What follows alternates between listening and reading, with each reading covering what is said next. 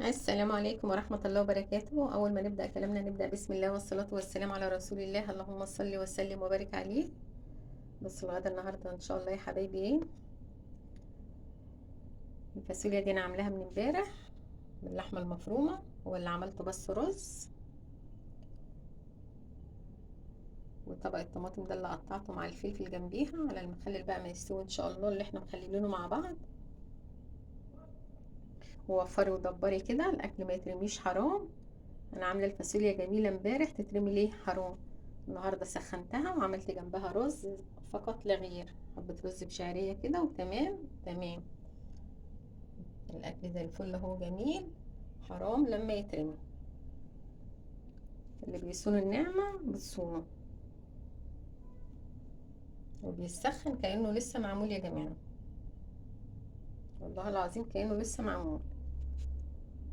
طالما بنتغدى وبعد كده بيستخدم السخونيه وبنحطه في التلاجة مفيش مشاكل خالص.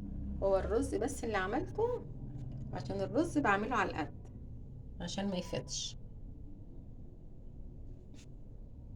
ماله بقى؟ مش اكل زي الفل اهو.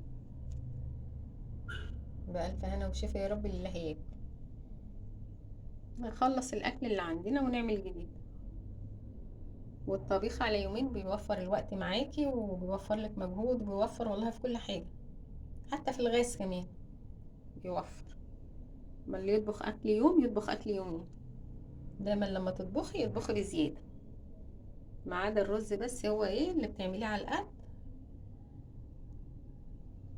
بيتاكل بالهنا والشفا، وتعملي غيره بقى. هما حبة رز بشعرية وتمام كده زي الفل والله. اللهم بارك، ربنا يديمها نعمة يا رب ويحفظها من الزوال، اللهم امين يا رب العالمين.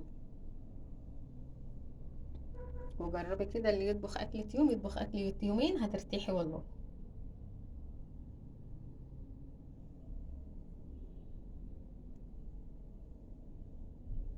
على الاقل تبقي فاضية بقى، تروقي فاضية تعملي حاجة، مش يبقى كله مع بعضيه. الاكل البايت بيريح والله يا جماعة.